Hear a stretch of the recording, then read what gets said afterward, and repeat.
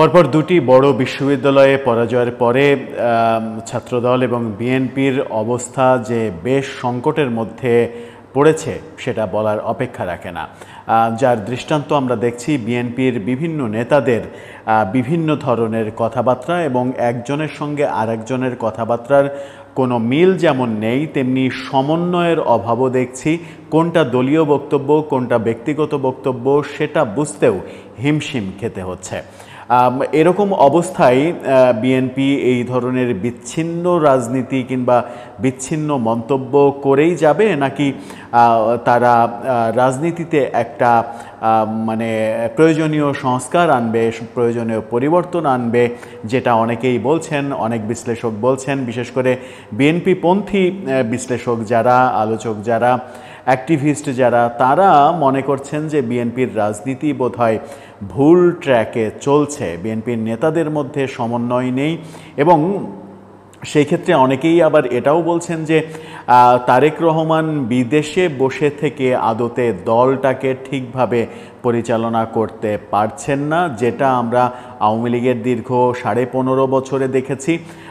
BNP Awami লীগের বিরুদ্ধে তেমন কোনো ধরনের আন্দোলন দাঁড় করাতে পারেনি।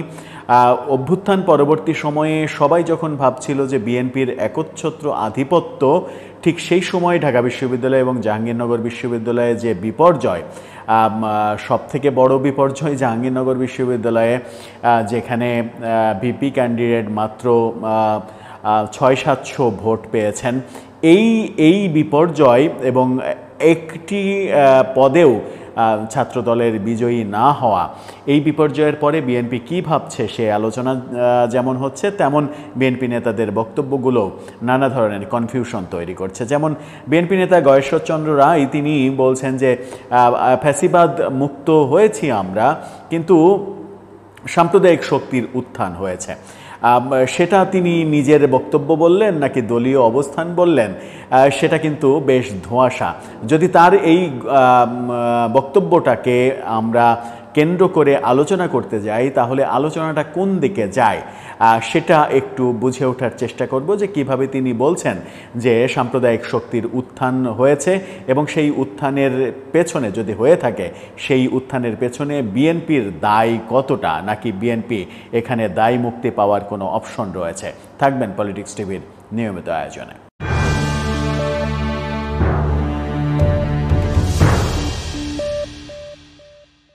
দর্শক, বলছিলাম বিএনপি নেতা গয়েশ্বরচন্দ্র রায়ের কথা। তিনি বলেছেন, ইন্ডিপেন্ডেন্ট টেলিভিশনের শিরোনামটা আপনারা দেখে নিতে পারেন। তিনি বলছেন যে ফ্যাসিবাদ থেকে মুক্তি পেয়ে দেশে সাম্প্রদায়িক উগ্রবাদের সৃষ্টি হয়েছে। সাম্প্রদায়িক উগ্রবাদ সৃষ্টি হয়েছে, এই কথা যখন বলছেন, তিনি কি বললেন একটু শুনে নি, তারপরে ব্যাপারটা নিয়ে আলোচনা করার চেষ্টা করব একটু, যে কিভাবে মানে এর সঙ্গে বিএনপি কানেক্টেড, নাকি বিএনপির এর সঙ্গে কানেকশন নেই। বিএনপির স্থায়ী কমিটির সদস্য গয়েশ্বরচন্দ্র রায় বলেছেন, ফ্যাসিবাদ থেকে মুক্তি পেয়ে দেশে সাম্প্রদায়িক উগ্রবাদের সৃষ্টি হয়েছে। জাতীয় প্রেস ক্লাবে জুলাই বিপ্লব এবং আগামীর গণতন্ত্র ভাবনা শীর্ষক একটা আলোচনা সভায় তিনি এই মন্তব্য করেছেন। তিনি বলেছেন, এমপি বা মন্ত্রী হওয়ার জন্য নয়, মানুষের ভোটাধিকার আদায়ে নেতাকর্মীদের কাজ করতে হবে। স্বৈরাচার ও মৌলবাদের উত্থান ঠেকাতে নেতাকর্মীদের জনগণের জন্য রাজনীতি করার আহ্বান জানান তিনি। তিনি এটাও বলেছেন যে একটা দল বেহেশতের টিকিট বিক্রি করছে, যারা তাদের সঙ্গে থাকবে না তারা দোজকে যাবে। সরকার সংস্কারের গান গাইতে গাইতে কুসংস্কার করে ফেলছে, এমনটাও বলেছেন। তিনি আরও বলেছেন, সংস্কারের জন্য সরকার বিদেশ থেকে লোক ভাড়া করে এনেছে। এ সময় পিআর পদ্ধতির সমালোচনাও করেছেন তিনি। খুবই ভালো কথা, একটা দল বেহেশতের টিকিট বেচছে, আপনারা চেয়ে চেয়ে দেখছেন, এটা খুবই ভালো কথা। সরকার সংস্কার করছে, কিন্তু সংস্কার করতে করতে কুসংস্কারের দিকে যাচ্ছে, সেটাও ভালো কথা, মেনে নিলাম। কিন্তু আপনি যখন বলছেন যে ফ্যাসিবাদের পতনের পরে মানে সাম্প্রদায়িক উগ্রবাদের জন্ম হয়েছে কিংবা সৃষ্টি হয়েছে দেশে, ঠিক সেই সময় আপনি যদি মনে করেন, আপনার ব্যক্তিগত মতামত হোক আর বিএনপির দলীয় মতামত হোক, এটা যারই মতামত হোক, আপনি যদি ব্যক্তিগতভাবে বিশ্বাস করেন যে এটা হয়েছে, তাহলে প্রশ্ন হচ্ছে যে এটা ঠেকাতে কিংবা এটার বিপক্ষে বিএনপি কি অবস্থান নিয়েছে। বিএনপি কি আদৌ কোনো অবস্থান নিয়েছে? যেমন সারা দেশে শত শত মাজার ভাঙা হয়েছে, মাজার ভেঙে গুড়িয়ে দেওয়া হয়েছে। সর্বশেষ গোয়ালন্দে যে মাজার ভাঙা হয়েছে এবং সেই একই দিনে রাজশাহীর পবাতে একটি পীরের আস্তানা ভেঙে দেওয়া হয়েছে। পবার পীরের আস্তানা ভাঙাতে সরাসরি বিএনপি নেতার নেতৃত্বে ঘটনাটা ঘটানো হয়েছে এমন অভিযোগ আস্তানা কর্তৃপক্ষর কাছ থেকে পাওয়া গেছে। গোয়ালন্দ ঘাটে যেটা ঘটেছে কিংবা বিভিন্ন জায়গায় এই ঘটনাগুলো যারা ঘটাচ্ছে তাদের সঙ্গে বিএনপির নেতা মানে স্থানীয় বিএনপির লোকজনেরও সম্পর্ক রয়েছে এমন অভিযোগ গণমাধ্যম প্রতিনিয়ত দিচ্ছে। কিন্তু ধরে নিলাম যে বিএনপির স্থানীয় অতি উৎসাহীদের এর সঙ্গে কোনো যোগসাজশ নেই। কিন্তু আপনি যদি মনে করেন যে সাম্প্রদায়িক উগ্রবাদ মাথাচাড়া দিচ্ছে, তাহলে গত 13 মাসে মাজার ভেঙে গুড়িয়ে দেয়া এই শুধুমাত্র স্পেসিফিক এই ঘটনার বিরুদ্ধে বিএনপি কি সোচ্চার কোনো অবস্থান তৈরি করতে পেরেছে? বিএনপি কোনো আন্দোলন তৈরি করতে পেরেছে? বিএনপি এমন কোনো কঠোর বার্তা সরকারকে দিতে পেরেছে যে এগুলো বন্ধ করতে হবে? নাকি বিএনপি চুপ থেকেছে? এই ঘটনাগুলো ঘটেছে আর বিএনপি চুপ থেকেছে? তার মানে যদি আপনি অভিযোগ করেন যে দেশে সাম্প্রদায়িক উগ্রবাদের বিস্তার লাভ হয়েছে কিংবা সাম্প্রদায়িক উগ্রবাদ অনেক বেশি আকারে ধারণ করেছে, তাহলে তার বিরুদ্ধে বিএনপির কোনো অবস্থান আমরা দেখিনি।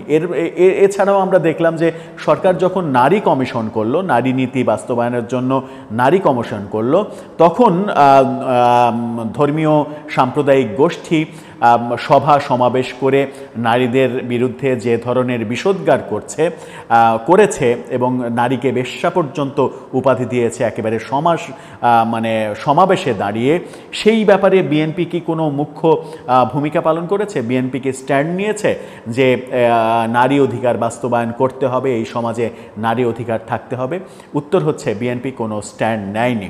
এই যে স্ট্যান্ড না নেয়া এবং চুপ থাকা, এর দায় কে নেবে? আপনি যখন অভিযোগ করছেন যে সাম্প্রদায়িক শক্তির উত্থান হচ্ছে, সাম্প্রদায়িক উগ্রতা মাথাচাড়া দিচ্ছে, উগ্রবাদের সৃষ্টি হচ্ছে, তখন আপনি উগ্রবাদের সৃষ্টি যে স্পেসিফিক ঘটনাগুলোর মাধ্যমে হচ্ছে সেই ঘটনাগুলোর ব্যাপারে আপনি কোনো ধরনের কোনো অবস্থান নিচ্ছেন না, কোনো বক্তব্য দিচ্ছেন না, জোরালো অবস্থান নিচ্ছেন না, সরকারকে বাধ্য করছেন না এই ব্যাপারগুলোতে জিরো টলারেন্সে আসার ব্যাপারে। আমরা এটাও দেখেছি বিভিন্ন জায়গায় যে মব হয়েছে, 32 নম্বরে যে মব হয়েছে, 32 নম্বরে বঙ্গবন্ধুর বাড়ি যে গুড়িয়ে দেওয়া হলো, সরকারি বুলডোজার পর্যন্ত আসলো, সেখানে কি আমরা আইএস কিংবা উগ্রবাদের পতাকা দেখিনি? সেই পতাকা তো উড়াতে দেখেছি। তো সেই পতাকা অনেকে অভিযোগ করেন যে 32 নম্বরের যে বাড়ি ভাঙা হয়েছে সেই বাড়ি ভাঙার পেছনে বিএনপির একজন নেতা অর্গানাইজ করেছিল। অভিযোগ সত্য কি মিথ্যা জানি না, কিন্তু বিএনপি তো এগুলো দেখেছে। তো ওখানে আইএসের পতাকা উড়ানো হয়েছে, সেটাও তো বিএনপি দেখেছে। বিএনপি কি কোনো শক্ত অবস্থান নিয়েছে যে আইএসের পতাকা বাংলাদেশে উড়ছে কেন? রাজধানীতে বারংবার এবং অনেক বড় বাইতুল মোকাররমের পাশে ওই রাস্তায় অনেক বড় হিজবুত তাহরীরের মিছিল হয়েছে। প্রকাশ্যে হিজবুত তাহরীর এখন কর্মকাণ্ড পরিচালনা করছে, বক্তৃতা বিবৃতি দিচ্ছে। বিএনপি কি তার বিরুদ্ধে কোনো অবস্থান নিয়েছে? নেয়নি। জোরালো অবস্থান যদি নিত তাহলে বিএনপির আজকে এই অভিযোগটা করতে হতো না। বাংলাদেশে মোহাম্মদ আলী জিন্নাহর জন্মদিন মৃত্যুদিন পালন করা হচ্ছে এবং জাতীয় প্রতিষ্ঠানে, প্রেস ক্লাব সহ বিভিন্ন জাতীয় প্রতিষ্ঠানে পালন করা হচ্ছে। বিএনপি কি তার বিরুদ্ধে কোনো ধরনের কোনো বয়ান দিয়েছে, শক্ত অবস্থান নিয়েছে যে এটা কেন করা হচ্ছে, এটা কারা করছে, এটা যে সাম্প্রদায়িক উগ্র গোষ্ঠীরা করছে এটা তো আমরা সবাই জানি। তো তার বিরুদ্ধে বিএনপি কোনো স্ট্যান্ড নিয়েছে? নেয়নি।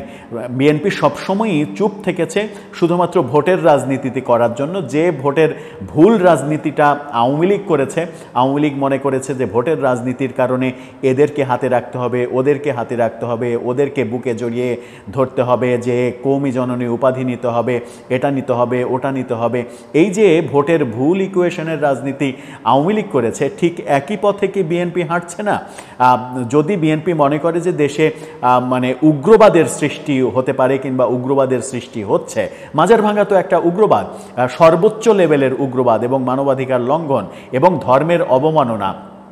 যে দেশে প্রতিষ্ঠিত সত্য হচ্ছে যে পীর আউলিয়ারা এই দেশে ইসলাম প্রচার করেছেন,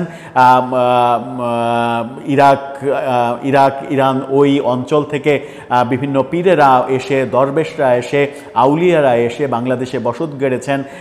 শাহজালাল, শাহ মখদুমের মতো পীর দরবেশদের, আউলিয়াদের আস্তানা যেখানে আমার দেশে, সেখানে হাজারো পীর আউলিয়ার জন্ম যে দেশে হয়েছে, যারা যুগে যুগে ইসলাম প্রচার করেছে। এবং বাংলাদেশে এই আমাদের উপমহাদেশে যে ইসলামের বিস্তৃতি ঘটেছে সেটা ওই পীর আউলিয়া দরবেশদের মাধ্যমেই ঘটেছে। সেই সকল পীর আউলিয়া ভক্তদের মাজার ভেঙে গুড়িয়ে দেওয়া হচ্ছে। বিএনপির কোনো ধরনের কোনো অবস্থান আমরা দেখেছি? দেখিনি। একেবারে চুপচাপ থেকেছে সব কিছুতেই বিএনপি, কোনো শক্ত অবস্থান তৈরি করতে পারেনি। যখন তারা শক্ত অবস্থান তৈরি করতে পারেনি, তখন কি তাদের এই অভিযোগটা আমলে নেওয়া যায় যে দেশে উগ্রবাদের সৃষ্টি হচ্ছে? যদি দেশে উগ্রবাদের সৃষ্টি হয়েই থাকে, তাহলে কি বিএনপির এই নীরবতাও একটা বড় দায় বহন করে না? তাদেরকেও কি দায়ী করা যায় না যে তারা নীরব থেকে এক ধরনের সমর্থন দিয়েছে? আমার মনে হয় যে সব মিলিয়ে গত বছর 5 আগস্টে শেখ হাসিনা সরকার পতনের পরে শেখ হাসিনা সরকারের বিপক্ষে যারা, যে সকল শক্তি, যে সকল রাজনৈতিক দল যারা ভালো বাংলাদেশের প্রত্যাশা জাগিয়েছিলেন, ভালো বাংলাদেশের স্বপ্ন দেখিয়েছিলেন আমাদেরকে, তাদের রাজনীতিও সঠিকভাবে চলছে না। তারাও সেই পুরনো ধাঁচের রাজনীতিতে হাঁটছে, পুরনো ধাঁচের ভোটের রাজনীতি, এবং ভোটের রাজনীতির জন্য যা যা করা দরকার সব কিছু করছে। সেটা শুধুমাত্র বিএনপিকে দোষ দিয়ে লাভ নাই। যেমন ভোটের রাজনীতি করেছে, একেবারে নগ্ন ভোটের রাজনীতি করেছে, ভোটের রাজনীতি করতে গিয়ে অনেক কিছুতে স্যাক্রিফাইস করেছে। বিএনপি তেমনি এখন করছে। আমরা জামাত ইসলামকে দেখছি, তাদের দলের নাম জামাত ইসলামী হওয়া সত্ত্বেও তারা দলে হিন্দু সদস্য রিক্রুট করছে। সেটা তাহলে কিভাবে দলের নাম জামাত ইসলাম থাকে, কিংবা ইসলাম নিয়ে রাজনীতি কিভাবে হয়, সেই ব্যাখ্যা যদি আপনি করতে যান, তাহলে সব কিছু তালগোল পাকিয়ে ফেলবে। তার মানে শেষ পর্যন্ত যেটা দাঁড়াচ্ছে বাংলাদেশের রাজনীতিতে, সেটা হচ্ছে যে দিন শেষে সবাই ভোটের রাজনীতিটা করতে চায়, এবং ভোটের রাজনীতি করে ক্ষমতায় যাওয়াটাই সবার কাছে মুখ্য ব্যাপার হয়ে গেছে। সেখানে কিয়দাংশ আদর্শ জলাঞ্জলি দেয়া, কিংবা বেশিরভাগ আদর্শ জলাঞ্জলি দেয়া, কিংবা পুরো আদর্শ জলাঞ্জলিও যদি দিতে হয়, তবুও যদি রাষ্ট্র ক্ষমতায় অধিষ্ঠিত হওয়া যায়, সেটাই যদি হয় রাজনীতির মূল মন্ত্র, তাহলে আমরা বোধহয় ভুল স্বপ্ন দেখছি এবং ভুলভাবে মানে ভুল মানুষদের আস্থায় নিচ্ছি। এই ভুল আমাদের কবে কাটবে, কিংবা এই মানুষগুলো ভুল থেকে কবে উত্তরণ লাভ করবে, কবে তাদের ভুল সংশোধিত হবে এবং সত্যিকার অর্থে জনগণের এবং দেশের কল্যাণের যে রাজনীতি, সেই রাজনীতিটা তারা করবে, সেই প্রত্যাশা মানুষের থাকলেও সেই প্রত্যাশা সহসাই পূরণ হবে বলে অন্তত আপাত দৃষ্টিতে মনে হয় না। দর্শক, আপনার কি মনে হয় সব মিলিয়ে বাংলাদেশের রাজনীতি কি যে সুন্দর স্বপ্ন দেখানো হয়েছিল 1 বছর আগে, সেই সুন্দর স্বপ্নের দিকে এগোচ্ছে, নাকি আগের মতো ওই ভুল পথে এগোচ্ছে? আপনার মতামত জানিয়ে লিখতে পারেন আমাদের কমেন্ট বক্সে।